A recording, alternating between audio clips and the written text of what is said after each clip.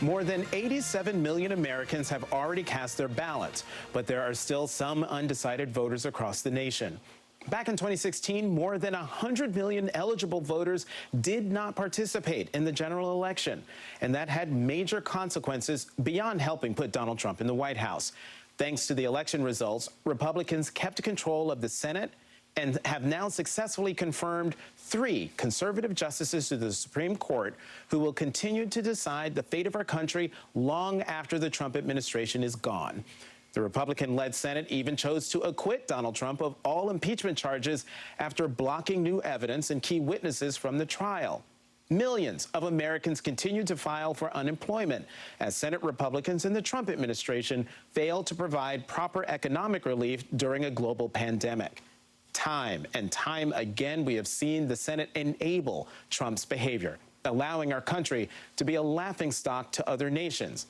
There's been so much outrageous behavior by the 45th president of the United States that it's hard to remember all of the ways Donald Trump has defied our democratic norms.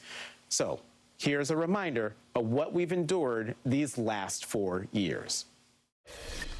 This American carnage stops right here and stops right now. I'm establishing new vetting measures to keep radical Islamic terrorists out of the United States of America. And when you see these towns and when you see these thugs being thrown into the back of a paddy wagon, you just see them thrown in, rough. I said, please don't be too nice. You had some very bad people in that group, but you also had people that were very fine people on both sides. My people came to me, Dan Coates came to me and some others. They said they think it's Russia. I have President Putin. He just said it's not Russia.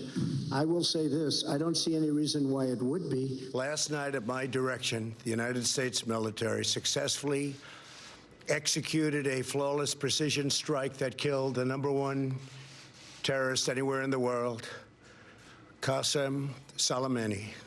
Parents were ripped, their kids were ripped from their arms and separated.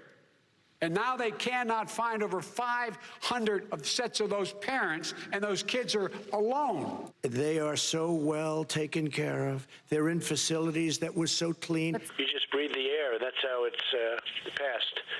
And so that's a very tricky one. That's a very delicate one. It's also more deadly than your strenuous flus. This is deadly stuff. There's no reason to panic because we have done so good. This election will be the biggest test of our democracy. Whatever your politics are, make your voice heard by casting your ballot. You can either continue with another 4 years of Trumpism or change the leadership.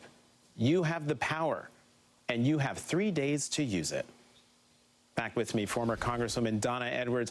Donna, given everything that I've just said, everything that we just showed in that tape, if there's anybody who is left thinking, I don't know who I'm going to vote for, or I don't know if I'm going to vote, what could you say to them to change their minds? Well, Donald Trump brought the American carnage that he promised. And decency and integrity in the White House are on the ballot. Healthcare is on the ballot. Climate change is on the ballot. Race relations is on the ballot. All the things that we care about. And so if that's not enough of a reason to vote, vote because you care about whether we're going to continue in a democracy or not. It's all on the ballot. I cast my vote. I got an email this morning. Donna, I'm sorry. Donna, I'm sorry. I'm going to have to interrupt you. We have to go down to Miami, Florida, where Democratic Vice Presidential nominee Kamala Harris, Senator of California, has taken the stage for a campaign event in Florida.